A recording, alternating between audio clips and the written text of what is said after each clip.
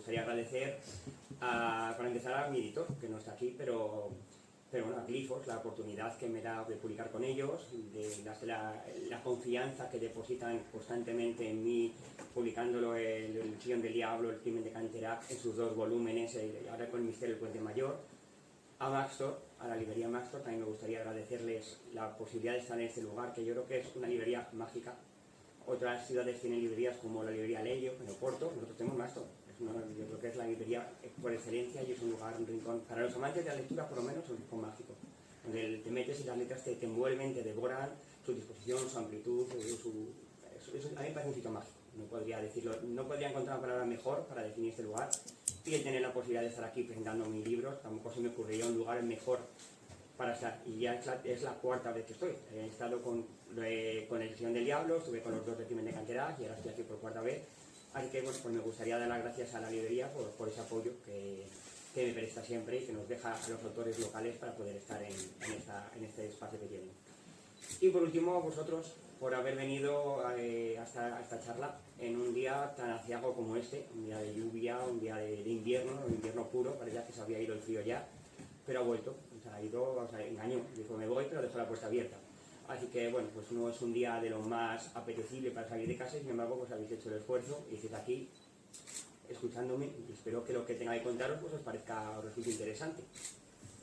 ¿Y qué vengo a contaros? Pues os vengo a hablar del Misterio del Puente Mayor. El Misterio del Puente Mayor es un libro que cuando empecé, me voy a remontar a 2016, cuando se publicó El Sillón del Diablo, cuando empecé esta saga, jamás pensé que llegaría a tener una 4ª parte. Es una 3ª parte en 4 tomos, más bien. A veces digo que esta saga es una trilogía de 4 tomos, pero bueno, en el fondo entonces no deja de ser una 4ª parte. Y nunca pensé que llegara a ser de esa manera. Es más, cuando terminé El Sillón del Diablo, dejé el final abierto. Quienes lo hayáis leído recordaréis que el libro termina con cierto personaje, cierto villano, que aparece de la nada, casi en el último suspiro del libro, dando un giro completamente a la historia y diciendo, ostras, o sea que pensaba que los malos o los villanos o los asesinos eran estos personajes, pero de repente el autor saca este otro de la manga y la cosa cambia radicalmente. Espero que si alguno no lo ha leído no hacer un gran spoiler. Bueno, de momento no hemos contado exactamente de quién hablo. Sin embargo, eso lo hice más pensando en querer hacer un giro al más puro estilo de los relatos, porque a fin de cuentas yo tenía una gran trayectoria escribiendo relatos, y los relatos siguen esa idea. Escribes un relato, cuentas algo de una manera, y justo en el último instante pegas un giro que hace que te haga replantearte todo lo que has leído. El relato tiene que intentar impresionar en muy pocas páginas, y es una de las maneras o de las técnicas para conseguirlo. Y viniendo de escribir un montón de relatos, ese giro final al más puro estilo relato me gustó, me pareció muy apropiado. Pero no fue lo que mis lectores entendieron. Mis lectores vieron eso y dijeron, lo has dejado abierto porque vas a hacer una 2ª parte. Y yo empecé diciendo, no, el libro está cerrado. No, claro, es que ese personaje pasa así porque hay una 2ª parte. No, el libro está cerrado. Y yo ya tenía en cabeza El Crimen de Canterac. Yo ya había tropezado con esa historia, me había fascinado, me había parecido...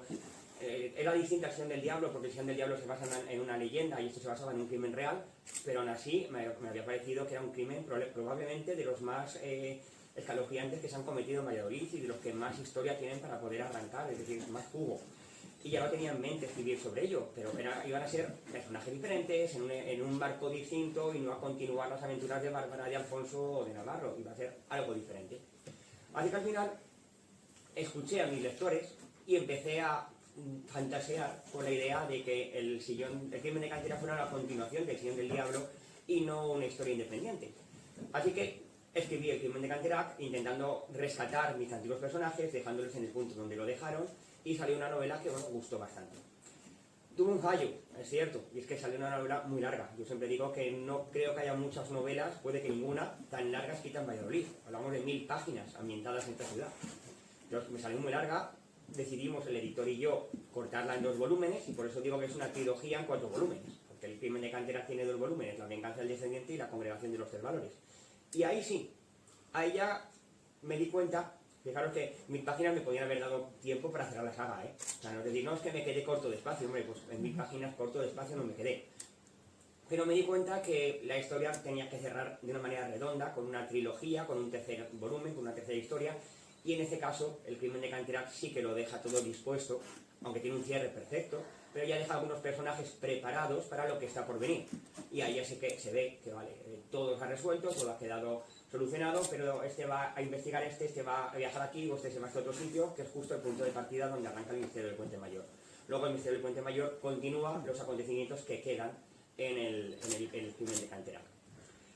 En este sentido, los personajes que rescato son los mismos. En cierto modo, los que han ido sobreviviendo al resto de novelas, porque alguien me dijo una vez que un autor que no tiene miedo a matar a sus personajes no se le puede creer, no tiene credibilidad ni se le puede tener en cuenta.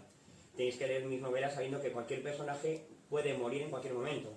Y si no, preguntáselo a los lectores del crimen de Canterac que se llevarán un gran disgusto. Tenía que ser así, lo siento. Ese personaje que andes pensando tenía que morir. Aquí pasa lo mismo, los que han quedado vivos, pues continúa la historia y no todos la terminarán. Y eso pues queda así. De momento, pues puedo decir que contamos con Bárbara, que si lo recordáis bien, empezó trabajando en el Museo de Fabionelli, pero ahora está trabajando en el Louvre. Y de hecho uno de los capítulos iniciales empieza en París, donde está en el Louvre, recibe una visita, y bueno, es un capítulo bastante bonito, orientado en ese entorno tan bonito, tan emblemático que es el del Louvre, con una cafetería parisina. Bueno, yo creo que tiene mucho encanto ese capítulo. Tenemos a Navarro, que además es uno de los personajes, para empezar, es uno de mis personajes fetiche, es de los más icónicos que tengo en mi saga, porque comenzó como un antagonista, comenzó como un rival, un personaje que le iba a hacer la vida imposible a los protagonistas del Sillón del Diablo. Antes de terminar la novela ya reclamó su protagonismo, porque en un giro también casi que me pidió él, dejó de ser un villano, o no era un villano, nunca fue malo, él es un policía muy serio, muy rígido, que intentaba resolver un caso, pero estaba totalmente equivocado y culpaba a quien no debía. Entonces, bueno, pues al final acaba entorpeciendo a los protagonistas y haciéndoles la vida imposible. Pero en un giro que él mismo pidió, acabó aliándose con ellos, se convirtió en un medio protagonista del crimen de Canterac y aquí casi asume todo el peso de la novela y bueno, pues, coge mucha fuerza y además crea una importante simbiosis con Bárbara, que es algo que en los otros libros no se ha visto. Casi, de hecho, a una de los personajes los que hizo la vida imposible en el Sillón del Diablo era Bárbara, y aquí acaban trabajando codo con codo y, bueno, una relación que uno no se podría llegar ni a esperar, pero que sale sola, surge sola. Porque yo siempre digo que yo soy más jardinero. Hay quien dice que los escritores pueden ser de dos maneras, arquitectos o jardineros. Entonces, bueno, pues al final acaba entorpeciendo a los protagonistas y haciéndoles la vida imposible. Pero en un giro que él mismo pidió, acabó aliándose con ellos, se convirtió en un medio protagonista del crimen de Canterac y aquí casi asume todo el peso de la novela y bueno, pues, coge mucha fuerza y además crea una importante simbiosis con Bárbara, que es algo que en los otros libros no se ha visto. Casi, de hecho, a una de los personajes los que hizo la vida imposible en el Sillón del Diablo era Bárbara, y aquí acaban trabajando codo con codo y bueno, una relación que uno no se podría llegar ni a esperar, pero que sale sola, surge sola. Porque yo siempre digo que yo soy más jardinero, hay quien dice que los escritores pueden ser de dos maneras, arquitectos o jardineros.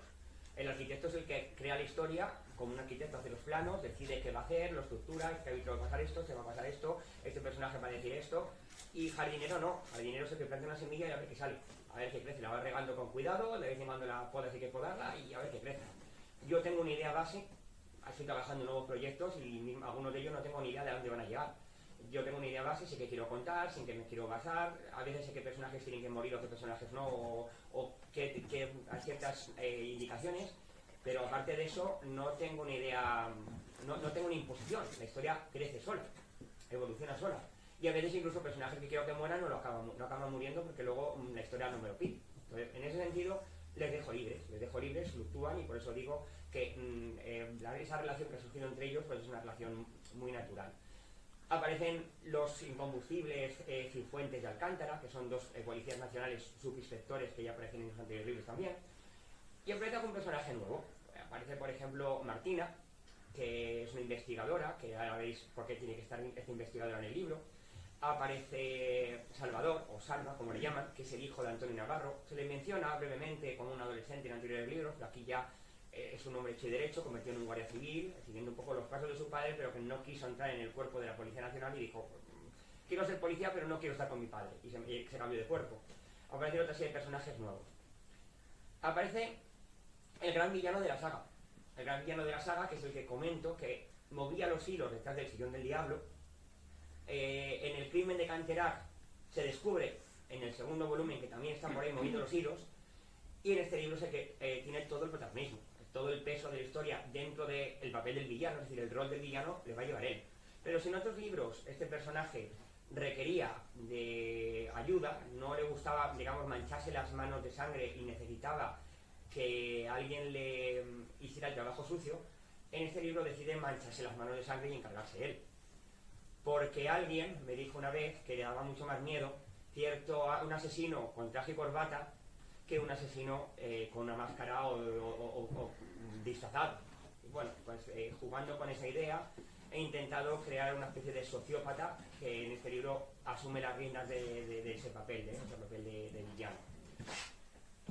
Como toda novela de las mías, sobre todo de esta saga, tiene una contrapartida. Siempre hablaré luego más tarde de esa parte, pero siempre mezcla novela histórica con novela negra, o novela negra con novela histórica. Luego en la parte de novela histórica también tenemos una serie de personajes. Hay muchos, y algunos de ellos hablaré más tarde, porque está basada también en una serie de leyendas. Pero sobre todo, y muy importante, dos personajes que seguro que todos conocéis. El conde Pedro Ansúrez y el cicanciador. Esta novela explora la relación entre ambos. Ya os digo que luego más tarde hablaré un poquito de eso, pero van a llevar todo el peso de la parte histórica, de la trama histórica, en una ficción, porque no es real lo que cuento, es una ficción además novelada, en la que encajo datos reales sobre el personaje de Ansúrez, pero todo lo que tiene como hilo argumental no es real, es ficción. Entonces todo lo que se cuenta en la historia, que ahora lo comentaré cuando llegue a hablar un poco más de la sinapsis y demás, pues todo lo que cuenta la historia no es cierto. Pero tienes otros personajes que creo que además son muy importantes. No hay que olvidar que el conde Ansúrez fue uno de los personajes más importantes de su época, si no fue el más importante de su época, y el cicanciador, bueno, ¿qué vamos a decir de cicanciador? Uno de nuestros héroes nacionales. Y hay un protagonista más que me olvido, o que no me olvido, porque no me estoy olvidando, que es Valladolid. En todas mis novelas, Valladolid es un personaje más. Ya di una charla hace un año o 2 años, no sé. Desde la pandemia he perdido un poco la noción del tiempo, creo que fue hace 2 años ya. Una charla que se llama Valladolid, una protagonista de libro, porque tenemos una ciudad que bien merece ser protagonista de películas, pero también de novelas. Y es lo que intento demostrar. Pero es que yo tengo una teoría. Ha habido muchos Valladolides o Valladolid a lo largo de los siglos, a lo largo del tiempo. No es el mismo la ciudad o el Valladolid por el que caminamos hoy, dando un paseo, que el Valladolid de nuestros abuelos, que el Valladolid por el que caminaron Cervantes o Lope de Vega o Góngora, que Góngora por cierto la aborrecía, o el Valladolid del conde Ansúrez. No tienen nada que ver. Puede que algunas calles del trazado urbano se hayan mantenido similar. Puede que algunas partes de la ciudad aún se conserven, algunos monumentos como la iglesia de Antigua, y ni siquiera porque la iglesia de Antigua ha sido reconstruida y derribada varias veces. Quiero decir que la que vemos ahora mismo no es la primigenia. Pero en el fondo, el Valladolid es Valladolid, es decir, el alma de la ciudad está ahí. Y merece la pena hablar de todas ellas. Si os dais cuenta y hacemos un poco de memoria y de retrospectiva, en El Sillón del Diablo escogí hablar sobre nuestra época de máximo esplendor histórico, el Valladolid de la corte, el Valladolid de los Austrias, el Valladolid del siglo XVI. Es el que hace que vayamos diciendo con orgullo que fuimos capital de España cuando, bueno, sí, lo fuimos un par de años. Tampoco es que fuera un gran honor. Pero bueno, serlo, lo fuimos. Ese es el Valladolid del Sillón del Diablo. Cuando escribí El crimen de Canterac, tuve mucho cuidado con elegir el siguiente Valladolid. También fue un poco casualidad, a veces las cosas encajaron, las piezas encajan a veces solas, porque es verdad que el crimen de Canterac vino a mí, más que ir yo a él, pero me encajaba a la perfección, porque es el Valladolid del ferrocarril. No hay que olvidar que desde que Felipe III se lleva la corte de Valladolid, se la había llevado antes su padre Felipe II, pero Felipe III la llevó brevemente y se la volvió a llevar. Desde ese momento y hasta la llegada del ferrocarril, Valladolid apenas crece, queda condenada al ostracismo. No evoluciona, no crece, somos una ciudad intrascendente. Sin embargo, llega el ferrocarril y comienza un boom urbanístico.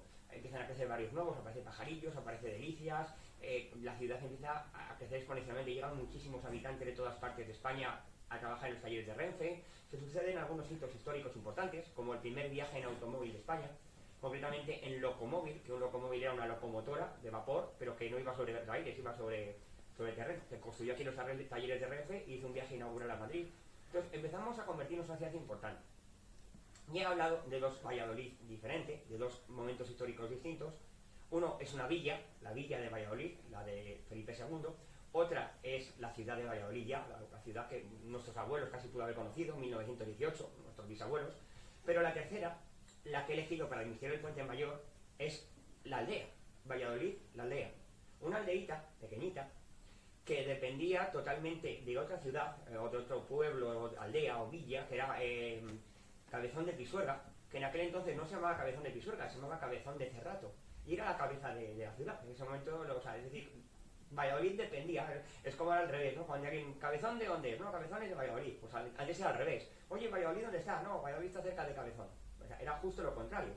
Y en esa ciudad tan pequeñita, en esa aldea, que ya estaba gobernada por una serie de familias, también hablaré más tarde de eso, de repente llega el conde Ansúrez y, a diferencia de lo que se cree, no la funda, estaba fundada, la repuebla.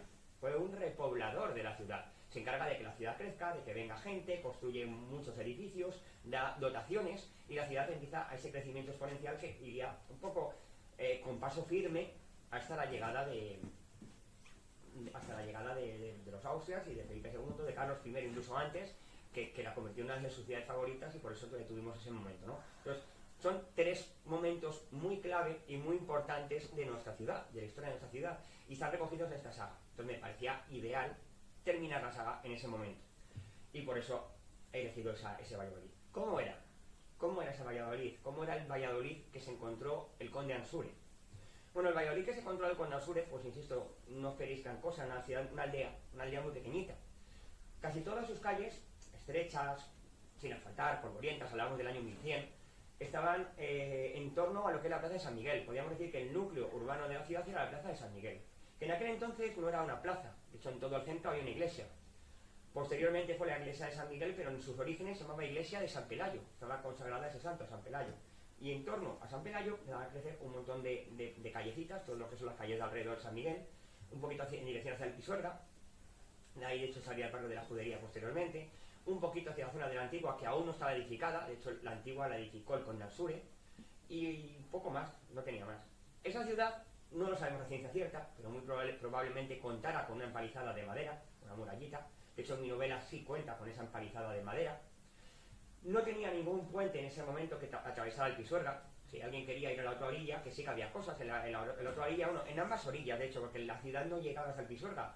El único río, si os habéis fijado, todas las ciudades siempre se vertebran alrededor de un río, pero el caso de Valladolid se había decidido vertebrar en torno al Esgueva. Luego el Pisuerga estaba cerca, pero no en medio de la ciudad como ahora, estaba cerquita. Luego, entre Valladolid y el Pisuerga había granjas, y había plantaciones, y al otro orilla igual. Cuando alguien quería pasar al otro lado, cogía una barca y pasaba a remo. No había otra. Había unos puentecitos por el Esgueva, muy poquitos. Y bueno, depende de la fuente que consultéis, podéis llegar a pensar que había un alcazarejo. Un alcazarejo era un castillo pequeñito que tuvimos nosotros en torno a San Benito, justo donde está de hecho ahora mismo San Benito. Ahí debería haber una pequeña iglesia. De hecho, esos restos de muralla que hay son murallas de ese alcazarejo. Ese alcazarejo forma parte de nuestra historia musulmana, pero no estaba en esa época, había sido ya derribado, o sea, estaría en estado de ruina. Luego, algunas fuentes que podéis consultar o que yo he consultado sí que pueden llegar a mencionar que existió hasta el año 1100, pero yo al final lo que más he llegado a encontrar en mi documentación es que para esa época ya no existía el alcazarejo y de hecho en el libro no se le menciona, he intentado omitirle. Ese es el Valladolid que teníamos. Con la llegada del conde Ansúrez creció un poco más, aparece la iglesia de la Antigua, mandada a construir por el conde Ansúrez. De hecho mandó construir dos iglesias gemelas, la Antigua y enfrente la Colegiata, que eran más o menos eran idénticas, una para su familia y otra para el pueblo. Mandó construir su casa. Es muy irónico, porque la casa de conde Ansúrez estaba justo enfrente de la casa de Andrés de Proaza. La casa de Andrés de Proaza en el Sillón del Diablo, recordáis, está en la calle Esgueva, donde está el bar El Niño Perdido. Justo enfrente hay un edificio con un supermercado, creo que es un Gadis, y en ese, donde estaban los recreativos Joker, ahí ha estado hasta los años 50 la casa de conde Ansúrez. No era casa de conde Ansúrez en ese momento, se llamaba Hospital de la Resurrección, porque fue utilizado como hospital, pero antes, es decir, en el año 1100, es el palacio que se construyó el conde Ansúrez para él y su familia. Luego, fijaros qué casualidad que además la historia, los protagonistas van a terminar justo en el mismo punto. Parece que las piezas cada vez encajan mejor. Y otra cosa que el conde Ansúrez manda a construir es el Puente Mayor.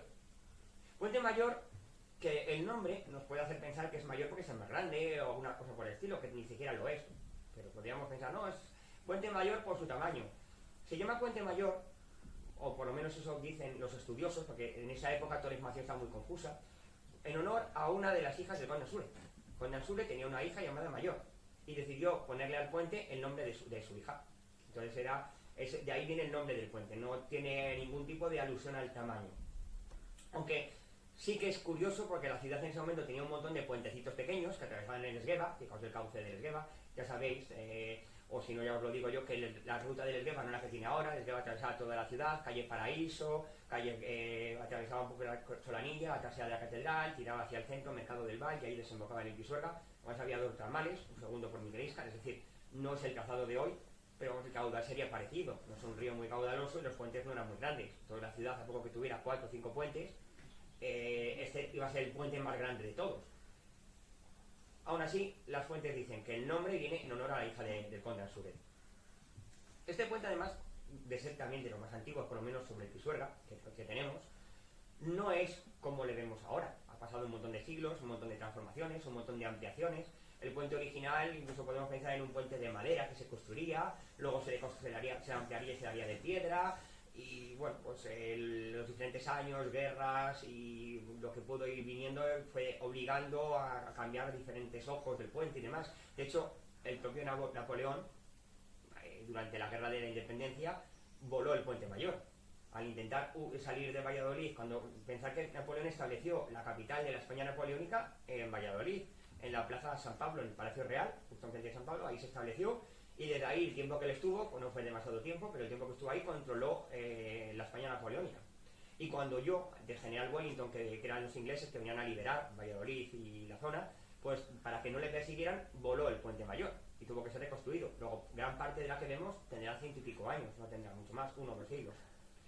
Ese puente, además, si veis fotografías más recientes, incluso, 1920, 1930, del siglo pasado, veis que tenía incluso una puerta, una entrada, a la altura de donde está el Luca de Lerma ahora, una puerta de piedra que también fue demolida, pues imagino que para poder ampliar o facilitar el paso de los vehículos. Luego el puente ha cambiado mucho a lo largo de los siglos, de la historia, pero ahí sigue, en el mismo sitio donde se levantó la primera vez. Eso sí que podemos decirlo. El puente está en el mismo lugar, con otras piedras, con otro tamaño, con otra apariencia, pero el puente está en el mismo sitio donde ha estado siempre. Y bueno, pues ese puente además es el que va a dar pie a numerosas leyendas. Una de ellas es probablemente la segunda más famosa de Valladolid. La primera, ya sabéis, el Sillón del Diablo. La segunda, la leyenda del Puente Mayor. La leyenda de los Reollo y los Tobar. ¿Quiénes eran los Reollo y quiénes eran los Tobar? Os he comentado que antes de la llegada del conde Ansure a Valladolid, la aldea, que era una aldea, estaba gobernada por una serie de familias.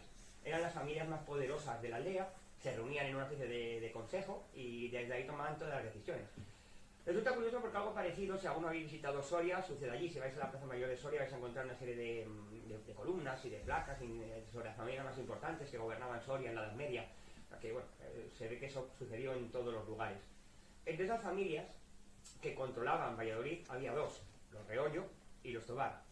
Y como si fueran nuestra versión de Romeo y Julieta, como si fuera nuestra versión de los Montoya y Taranto, esas dos familias estaban enemistadas a muerte, se odiaban, tenían unas rencillas tremendas, pero los dos hijos más pequeños de ambas familias, en este caso los dos varones, se enamoran de una misma mujer. Ahí difiere un poco la historia, pero seguimos teniendo dos familias que se odian y una mujer de por medio, enamorados ambos dos. La mujer se llamaba Flor. ¿Qué sucede? Un día de tormenta, una tormenta tremenda, uno de ellos, Tobar, decide ir a visitar a Flor. Flor vivía al otro lado del río, Pisuerga. Recordamos, no había ningún puente. Reollo le sorprende y dice: ¿dónde vas? Y cuando se entera que va a ver a Flor, se dice que se lo va a impedir y acaban batiéndose en un duelo. Lo que voy a contar ahora es la novela, es la leyenda, perdón, es la leyenda. La novela arranca con ello. El prólogo arranca novelizando esta leyenda, pero lo que cuento es la leyenda y podéis encontrar mucha información de ello en internet. Tras esa pelea que se mantiene, al final uno de los dos queda herido. El joven Tobar acaba matando y hiriendo de muerte a Reollo, deja su cuerpo tendido en mitad de la nada, en ese espacio que he dicho que había entre el río y la ciudad, y decide continuar con su camino. Al llegar al río, coge la barca, pero ¿qué pasa? Que estaba diciendo que es una noche de tormenta, estaba lloviendo muchísimo. Entonces, por mucho que lo intenta, no avanza, no consigue llegar a la otra orilla, la barca se le hunde, se medio ahoga, y al final, desesperado, pide ayuda a Dios, Dios le ignora, y entonces suplica al diablo que le eche una mano, y el diablo sí le dice que, si a cambio de su alma, le permite llegar a ver a su amada. Entonces el chaval, desesperado, acepta.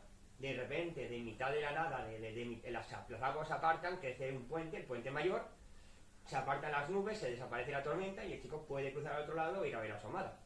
Pero dicen que el diablo es mal consejero y que no conviene hacer trampas con él porque no conviene hacer tratos con él porque es tramposo. Y esta no es una excepción. Quien ha leído El Sillón del Diablo también ve que el propio nombre, El Sillón del Diablo, hay otro personaje que también se fía del diablo y no acaba muy bien. O sea que tanto una novela como otra también tienen en común ese común denominador, ¿no? Un personaje que decide confiar en el diablo y no acaba muy bien parado. En este caso, cuando el joven llega a ver a Sombra Flor, resulta que descubre, no lo he mencionado antes, pero cuando el diablo habla con él, se le aparece con forma de rayo. Cuando llega a hablar con Sombra Flor, descubre que ese rayo que es el que ha caído y que es el que ha hecho que la presencia del diablo aparezca, había caído justo encima de Flor. Y se encuentra Flor muerta. Luego todo había sido malo. El chaval huye de Valladolid y según la leyenda se le ve vagando por León, con la cabeza totalmente ida, desvariando y contando cosas absurdas, sin sentido, y es todo lo que se sabe de él. Y esa es la leyenda. Además de la leyenda de los reollos y los tobar, que es la que da origen al libro y es un poco la que vertebra y articula toda la novela, hay una segunda leyenda que aparece brevemente, no quise dejarla fuera, pero no tiene tanto protagonismo. Pero yo la comento con vosotros igualmente, que es la leyenda que cuenta que la condesa Hilo, era la primera mujer del conde Ansúrez, tenía una sirvienta, una criada, y esa criada de origen musulmán estaba enamorada de otro musulmán. Pero como la sirvienta de Hilo era cristiana conversa, pues sí que la aprendía a hacer con él, pero el musulmán no les dejaron estar juntos. Sin embargo, este hombre, cuando se enteró de que el conde Ansúrez quería construir un puente, el puente mayor en Valladolid, este hombre se ofreció a construirlo, a levantarlo, pero como venganza por el conde Ansúrez, por no haberle dejado estar con su amada, le construyó muy estrecho. A propósito, ¿para qué? Para que en caso de que tuviera que haber una invasión en la ciudad, de que tuviera que huir la gente corriendo porque venían los musulmanes, pensá que estamos en guerra, en tiempos de la Reconquista. Todavía había, podríamos decir que gran parte de España estaba en manos todavía de los musulmanes. Entonces, en caso de que tuvieran que abandonar la ciudad, no pudieran porque el puente era muy estrechito y tuvieran que tardar mucho. El conde Ansúrez estaba de viaje durante toda la construcción del puente. Cuando llegó y vio el puente, se cabreó muchísimo, se dio un cabreo enorme, mandó derribar ese puente y construir un puente más grande. Esa es la segunda leyenda del puente mayor también, las dos que más conocidas y que a lo mejor algunos ya conocíais. Insisto que las dos aparecen en esa leyenda. ¿Cómo encaja todo esto en la novela? ¿Cómo acaba articulándose esto dentro del libro? La novela arranca, empieza contando un poco en su prólogo con ese resumen, esa iniciación de la novela, de la leyenda de ese duelo a muerte entre el joven Pelayo y el joven Tobar. Pero justo inmediatamente tenemos una situación que además hace un guiño al crimen de Canteras, pero es un guiño bastante simpático, yo creo, dentro de que es novela negra, es decir, no es humor, pero quiero decir que es un guiño que está totalmente metido con esa intención, la de hacer un homenaje. ¿Podría haber sobrado? Sí, pero quise meter ese homenaje al crimen de Canteras dentro del inicio del Puente Mayor. No os voy a revelar más de ese guiño, os dejo que lo descubráis. Y justo inmediatamente después tenemos un suceso que marcaría, además si se ocurriese en la actualidad, marcaría la vida de la ciudad. El Puente Mayor se derrumba. Y encima se derrumba en hora punta. Un atasco tremendo, el puente hasta arriba, lleno de coches, y de repente un derrumbamiento y el puente se va hacia abajo, hacia el río, con todos los coches hacia el río, todos los peatones que salen en el río. Una auténtica tragedia realmente. Además, en esa situación, cuando empiezan a intentar rescatar a los heridos, los coches, los muertos, se empiezan a desescombrar y se empieza a valorar los daños estructurales que ha sufrido el puente, encuentran un sarcófago medieval en ese puente. Y esto va a llevar una investigación que además ya tenéis un poco la idea de dónde viene Martina. Martina hemos dicho que es una investigadora que va a tener parte del libro, pues ya sabéis de dónde viene.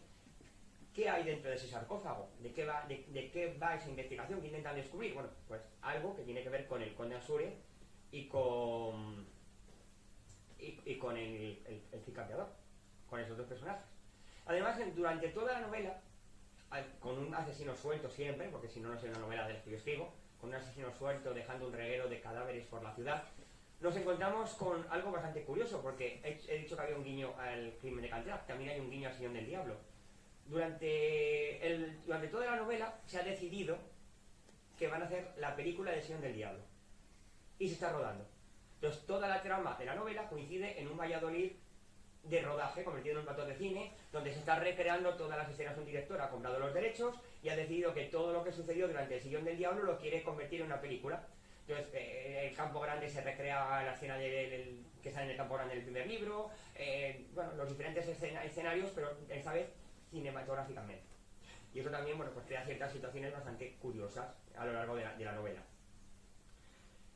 Además de ese pequeño detalle, pues decía que tenemos el Conde Ansure y el Cid. Me gusta en esta novela explorar algo que además creo que lo estoy descubriendo para mucha gente, y es esa relación entre el Conde Ansure y el Cid.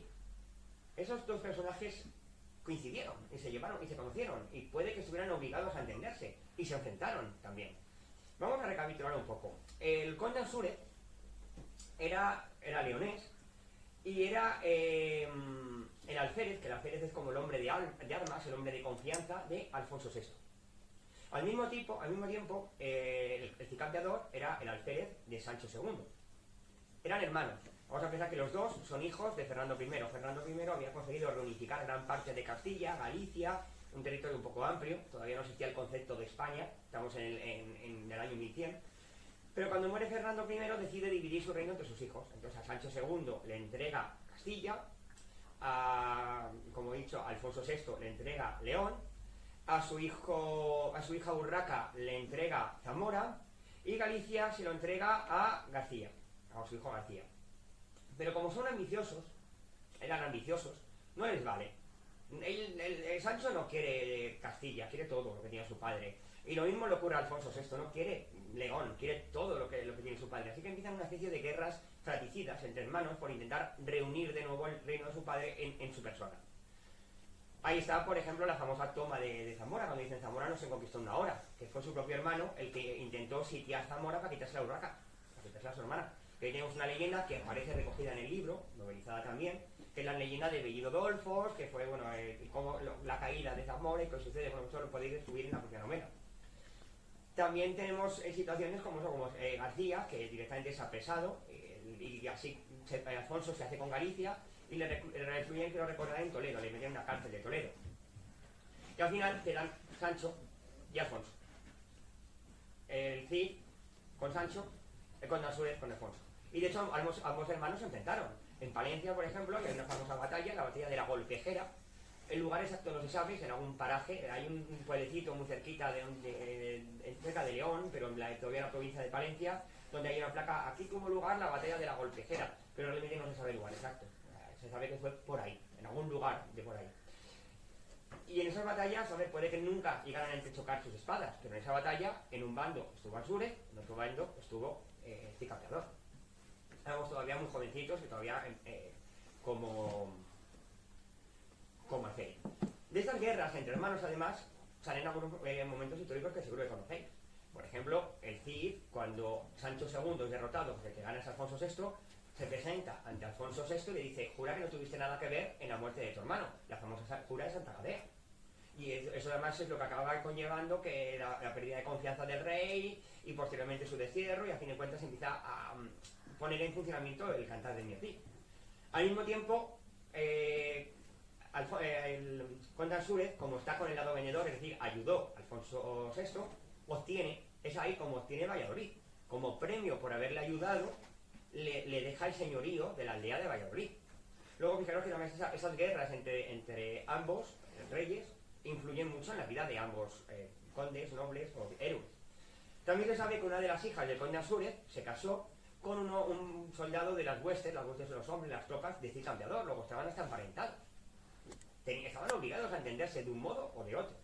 Luego esa relación es la que yo exploro. Una relación amor-odio, al principio más odio, luego más amor, y todo lo que sucede es lo que se explora en la novela. Luego, eso también es un poco lo que podéis ir encontrando a lo largo de este libro. Una novela más histórica también, es en la parte histórica, más histórica, porque es una novela más de castillos, de caballeros, de peleas, de guerras. con una base real. Pero dentro de que tiene una base real, he escogido, de Conde Azúrez no, el Conde Azúrez es el Conde Azúrez, no hay una leyenda, pero he escogido el Cid legendario. Tuve que tomar una decisión. El Cid legendario, el Cid histórico. Y el Cid histórico hay mucho. Algunas cosas no son ciertas. Cuando dicen, por ejemplo, que es que era un mercenario. Bueno, algunos seguro que lo ha oído. Podría ser un mercenario a ojos de la mentalidad que tenemos ahora, pero hay que intentar pensar, no hay que intentar ser tan contemporanista, es decir, hay que intentar pensar como pensamos ahora, hay que pensar como se pensaba en la época. Y eso significa que en su momento la vida era así, él se ganaba la vida de esa manera, pero bueno, no existía el término mercenario como tal. A la hora de decidir entonces, me quería quedar con ese, vamos a decirlo, ¿no? Con ese mercenario, o con el Cid más novelesco, más histórico, uno más legendario del Cantar del Niño Cid, decidí quedarme con este último. Primero porque tiene más que contar. Del Cid histórico se sabe poca certeza. Del Cid legendario tenemos grandes hazañas. Segundo, porque el propio libro está basado en una leyenda, la leyenda del Puente Mayor. Si la pelea entre Reollo y Tobar es leyenda, ¿por qué no puedo también poner un Cid que es leyenda? Entonces, si voy a basarme en la leyenda del Puente Mayor, pues utilizo la figura de la leyenda del Cid. Así que vais a encontrar, de hecho, la jura de Santa Gadea nunca tuvo lugar. Históricamente hablando, se cree que eso no llegó a suceder nunca, por ejemplo. Y sin embargo, pues bueno, yo sí la tomo en cuenta y la utilizo en mi novela. Estos personajes entonces acaban enganchándose o enlazándose con el resto de personajes, saltos constantes, ya sabéis un poco mi estilo, un capítulo en el presente, uno en el pasado, dos en el presente, otro en el pasado, y al final la historia se va entrelazando. ¿Cómo consigo eso? Pues lo que consigo al final es una temática bastante variada, porque con esos saltos entre novela negra y novela histórica que van saliendo, pues me queda esa especie de híbrido. Generalmente me gusta describir mis novelas, o decir que yo cuando escribo mis novelas, me prefiero decirlo así, soy como un cocinero, un chef, que coge una cazuela y se pone a echar ingredientes, a ver qué sale, y a veces me dedico a experimentar.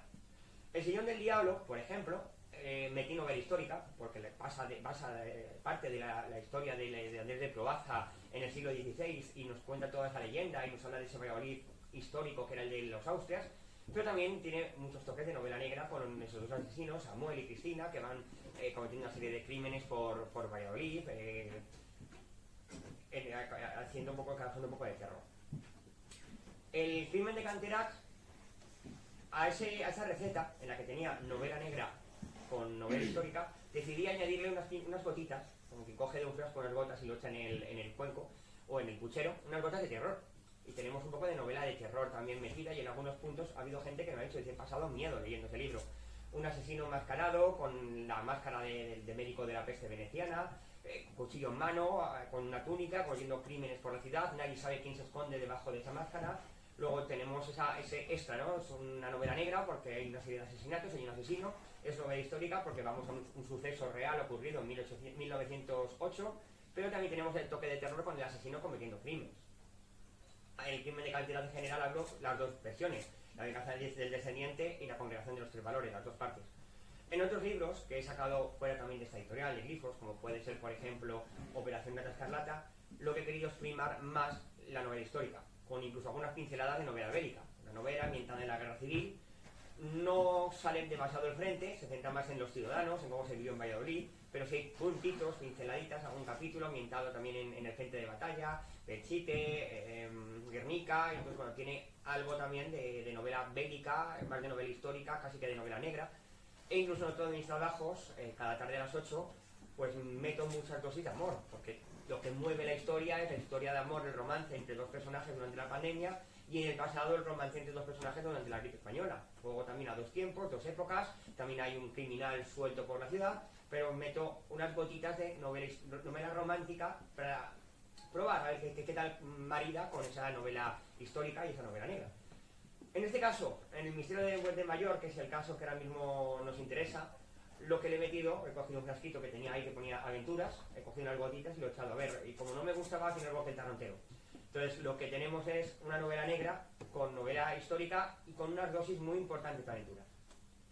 Tanto en el pasado, donde vemos grandes batallas y grandes peleas y bueno, una novela de aventuras medieval, como en el presente, donde tenemos a los personajes envueltos, embarcados en una gincana por las calles de Valladolid intentando encontrar algo que escondieron en su momento, tanto el Conde de Azuré como el Cid, y que tiene que ver con esos restos que aparecen en esa zona. Luego al final, no todo es novela negra, en este caso, no todo es novela histórica, también creo que tiene mucho de aventuras.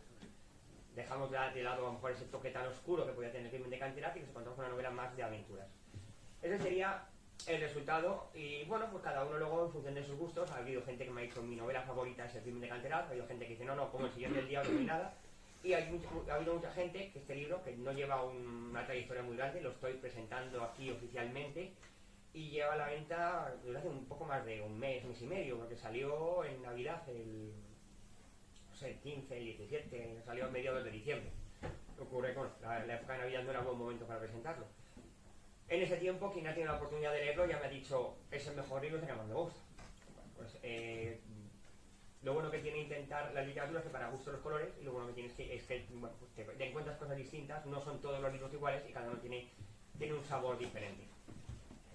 Generalmente, cuando... Así que bueno, yo he terminado, espero que os haya resultado interesante lo que tenía que contar.